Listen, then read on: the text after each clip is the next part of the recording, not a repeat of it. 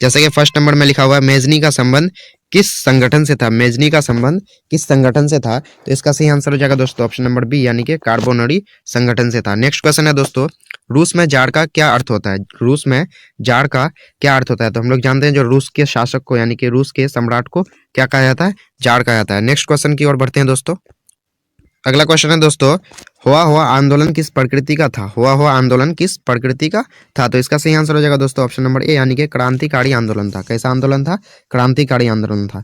Next question है दोस्तों, भारत में खिलाफत आंदोलन शुरू हुआ। भारत में खिलाफत आंदोलन शुरू हुआ, तो इसका सही आंसर हो जाएगा दोस्तों ऑप्शन नंबर ए यानी कि 1920 में। 1920 में कौन सा आंदोलन शुरू हुआ, खिलाफत आंदोलन शुरू हुआ। नेक्स्ट क्वेश्चन की ओर बढ़ते हैं दोस्तों। अगला क्वेश्चन है दोस्तों, 1917 ईस्वी में भारत में पहला जूट मिल किस शहर में स्थापित हुआ। 1917 ईस्वी में भारत में पहला जूट मिल किस शहर में स्थापित हुआ, तो इसका सही आंसर हो जाएगा दोस्तों ऑप्शन नंबर ए यानी कि कोलकाता में हुआ था। कहाँ पे हुआ था, कोलकाता में। नेक्स्ट क्वेश्चन देखते हैं दोस्तों, पूंजीपति वर्ग के द्वारा किस वर्ग का शोषण हुआ है। पूंजीपति वर्ग के द्वारा किस वर्ग का शोषण हुआ है, तो इसका सही आंसर हो जाएगा दोस्तों ऑप्शन नंबर डी यानी कि उपरोक्त सभी, यानी कि श्रमिक वर्ग का भी हुआ है, मध्यम वर्ग का भी हुआ है और कृषक वर्ग का भी हुआ है, यानी कि इन तीनों का हुआ है। इसलिए आंसर क्या आ जाएगा ऑप्शन नंबर डी यानी कि इनमें से सभी पूंजीपति वर्ग के द्वारा इन सभी का क्या हुआ है, शोषण हुआ है। नेक्स्ट क्वेश्चन की ओर बढ़ते हैं दोस्तों। अगला क्वेश्चन है दोस्तों, प्राचीन काल में किस स्थल मार्ग में एशिया और यूरोप का व्यापार होता था। प्राचीन काल में किस स्थल मार्ग में एशिया और यूरोप का व्यापार होता था, तो इसका सही आंसर हो जाएगा दोस्तों ऑप्शन नंबर बी यानी कि रेशम मार्ग। कौन से मार्ग में, रेशम मार्ग। ये प्राकृतिक मार्ग था, ठीक है दोस्तों, रेशम मार्ग में होता था। यानी कि प्राचीन काल में किस स्थल मार्ग में एशिया और यूरोप का व्यापार होता था, तो रेशम मार्ग में। नेक्स्ट क्वेश्चन की ओर बढ़ते हैं दोस्तों, गुटेनबर्ग ने सर्वप्रथम किस पुस्तक की छपाई की। गुटेनबर्ग ने सर्वप्रथम किस पुस्तक की छपाई की, तो इसका सही आंसर हो जाएगा दोस्तों ऑप्शन नंबर डी यानी कि बाइबल की। किसकी, बाइबल की। तो इसको आप ध्यान रखेंगे दोस्तों, ये काफी इंपॉर्टेंट है आपके एग्जाम के पॉइंट ऑफ व्यू से। नेक्स्ट क्वेश्चन की ओर बढ़ते हैं दोस्तों। अगला क्वेश्चन है, राष्ट्रपति के नाम से किसे जाना जाता है। राष्ट्रपति के नाम से किसे जाना जाता है। राष्ट्रपति के नाम से किसे जाना, सॉरी राष्ट्रपिता यहाँ होना चाहिए। राष्ट्रपिता के नाम से किसे जाना जाता है, राष्ट्रपिता के नाम से किसे जाना जाता है, तो इसका सही आंसर हो जाएगा दोस्तों ऑप्शन नंबर बी यानी कि महात्मा गांधी को। किसको जाना जाता है, राष्ट्रपिता के नाम से महात्मा गांधी को। नेक्स्ट क्वेश्चन की ओर बढ़ते हैं दोस्तों, कौन सा सामाजिक वर्ग बुद्धिजीवी वर्ग के रूप में उभर कर आया है। कौन सा सामाजिक वर्ग बुद्धिजीवी वर्ग के रूप में उभर कर आया है, तो इसका सही आंसर हो जाएगा दोस्तों ऑप्शन नंबर डी यानी कि मध्य वर्ग। कौन से वर्ग, मध्य वर्ग। नेक्स्ट क्वेश्चन की ओर बढ़ते हैं दोस्तों। अगला क्वेश्चन है, जब हम लैंगिक विभाजन की बात करते हैं तो हमारा अभिप्राय होता है। जब हम लैंगिक विभाजन की बात करते हैं तो हमारा अभिप्राय होता है ऑप्शन नंबर बी यानी कि समाज द्वारा स्त्रियों और पुरुषों को दी गई असमान भूमिकाएं। समाज द्वारा स्त्रियों और पुरुषों को दी गई असमान भूमिकाएं। नेक्स्ट क्वेश्चन की ओर बढ़ते हैं दोस्तों। नेक्स्ट क्वेश्चन है, निम्न में कौन संघ राज्य की विशेषता नहीं है। निम्न में कौन संघ राज्य की विशेषता नहीं है, तो इसका सही आंसर हो जाएगा दोस्तों ऑप्शन नंबर डी यानी कि सर्वोच्च न्यायालय। सर्वोच्च न्यायालय जो है वो संघ राज्य की विशेषता नहीं है। नेक्स्ट क्वेश्चन की ओर बढ़ते हैं दोस्तों। नेक्स्ट क्वेश्चन है दोस्तों, बिहार में संपूर्ण क्रांति का नेतृत्व किसने किया। बिहार में संपूर्ण क्रांति का नेतृत्व किसने किया, तो इसका सही आंसर हो जाएगा दोस्तों ऑप्शन नंबर डी यानी कि जयप्रकाश नारायण ने किया था। किसने किया था, जयप्रकाश नारायण ने किया था। नेक्स्ट क्वेश्चन की ओर बढ़ते हैं दोस्तों। अगला क्वेश्चन है दोस्तों, इनमें से कौन सी एक बात लोकतांत्रिक व्यवस्थाओं के अनुरूप नहीं है, तो इसका सही आंसर हो जाएगा दोस्तों ऑप्शन नंबर ए यानी कि कानून के समक्ष समानता।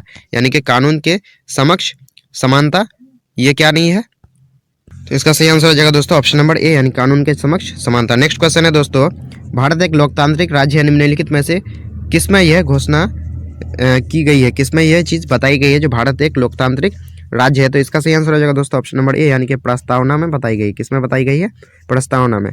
तो ये क्वेश्चन आपके एग्जाम के पॉइंट ऑफ व्यू से काफी इंपॉर्टेंट है, इसको आप ध्यान रखेंगे। नेक्स्ट क्वेश्चन की ओर बढ़ते हैं दोस्तों। अगला क्वेश्चन है, किस लोकसभा चुनाव के बाद महिलाओं की भागीदारी 10% से अधिक हो गई।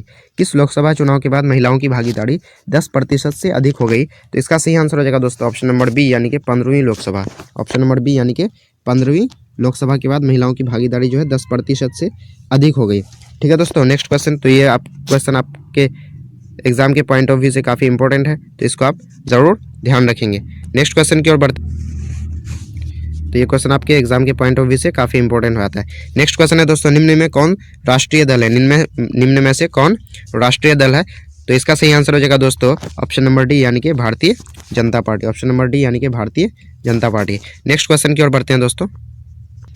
अगला क्वेश्चन है लोकतंत्र का प्राण किसे कहा गया है? लोकतंत्र का प्राण किसे कहा गया है? तो इसका सही आंसर हो जाएगा दोस्तों ऑप्शन नंबर ए यानी कि राजनीतिक दल। राजनीतिक दल को ही क्या कहा गया है? लोकतंत्र का प्राण कहा गया है। तो इसलिए आप ये क्वेश्चन जरूर ध्यान रखेंगे, ये भी क्वेश्चन आपके एग्जाम के लिए काफी इंपॉर्टेंट है। नेक्स्ट क्वेश्चन है दोस्तों, भारत में संघ एवं राज्यों के बीच अधिकारों का विभाजन कितनी सूचियों में हुआ है? कितनी सूचियों में भारत में संघ एवं राज्यों के बीच अधिकारों का विभाजन हुआ है? तो इसका सही आंसर हो जाएगा दोस्तों ऑप्शन नंबर ए यानी कि 3 सूचियों में। कितनी सूचियों में? 3 सूचियों में। नेक्स्ट क्वेश्चन की ओर बढ़ते हैं दोस्तों। अगला क्वेश्चन है निम्नलिखित में कौन लोकतंत्र में रंग भेद के विरोधी नहीं थे? रंग भेद के विरोधी लोकतंत्र में इनमें से कौन नहीं थे? तो इसका सही आंसर हो जाएगा दोस्तों ऑप्शन नंबर डी यानी कि जेड गुडी। नेक्स्ट क्वेश्चन की ओर बढ़ते हैं दोस्तों। सासाराम नगर का विकास हुआ था। सासाराम नगर का विकास हुआ था। तो इसका सही आंसर हो जाएगा दोस्तों ऑप्शन नंबर ए यानी कि मध्य युग में। कब हुआ था? मध्य युग में। नेक्स्ट क्वेश्चन की ओर बढ़ते हैं दोस्तों।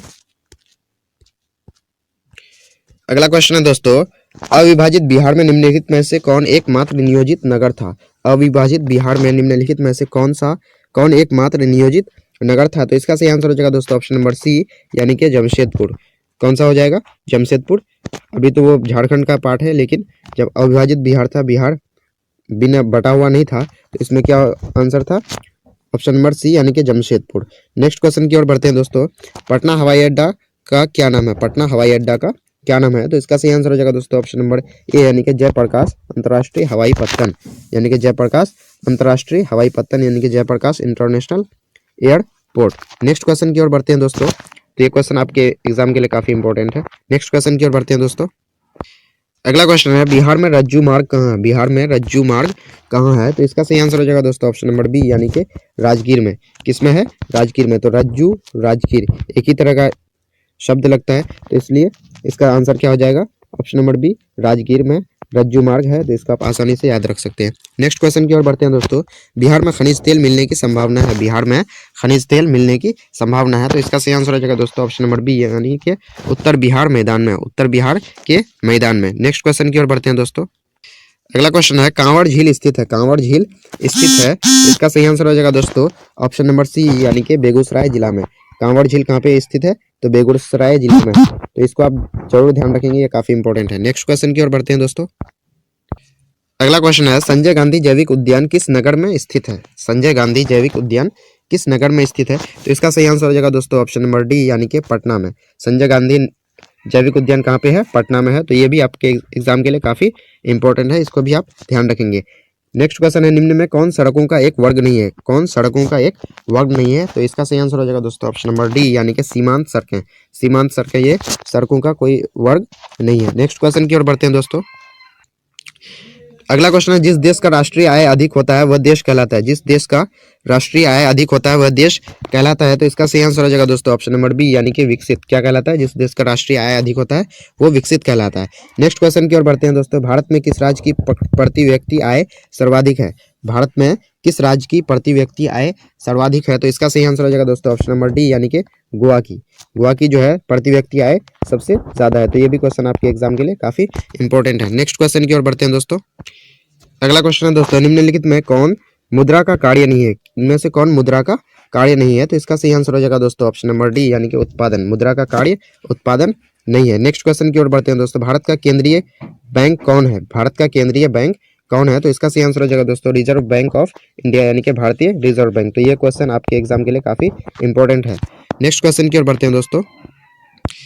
अगला क्वेश्चन है ऊर्जा का मुख्य स्रोत क्या है? ऊर्जा का मुख्य स्रोत क्या है? तो इसका सही आंसर हो जाएगा दोस्तों ऑप्शन नंबर बी यानी कि पेट्रोलियम। क्या है ऊर्जा का मुख्य स्रोत? तो पेट्रोलियम है। नेक्स्ट क्वेश्चन की ओर बढ़ते हैं दोस्तों। पार्ले समूह के थम्स अप ब्रांड को किस बहुराष्ट्रीय कंपनी ने खरीद लिया है? पार्ले समूह के थम्स अप ब्रांड को किस बहुराष्ट्रीय कंपनी ने खरीद लिया है? तो इसका सही आंसर हो जाएगा दोस्तों option number A. Option number A हो जाएगा यानी कि कोका कोला। थम्स अप को किसने खरीद लिया है? तो कोका कोला ने थम्स अप को खरीद लिया। नेक्स्ट क्वेश्चन की ओर बढ़ते हैं दोस्तों।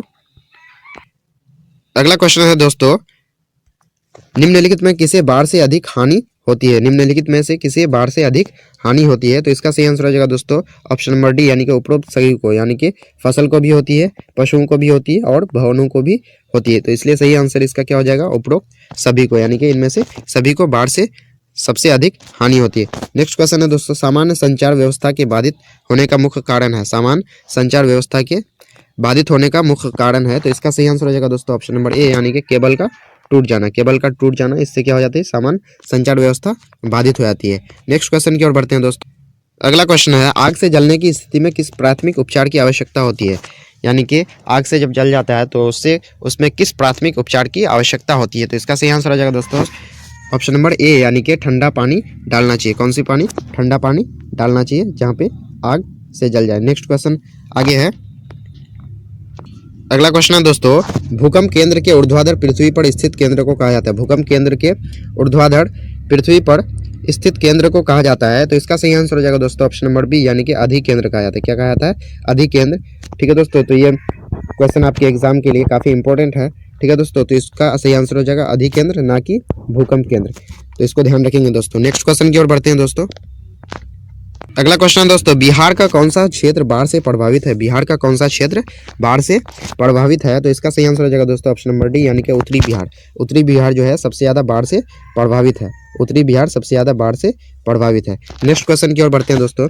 निम्न में कौन मानव जनित आपदा है? निम्न में कौन मानव जनित आपदा है? तो इसका सही आंसर हो जाएगा दोस्तों ऑप्शन नंबर ए यानी कि सांप्रदायिक दंगे, क्योंकि ये मानव ही करते हैं, जबकि महामारी।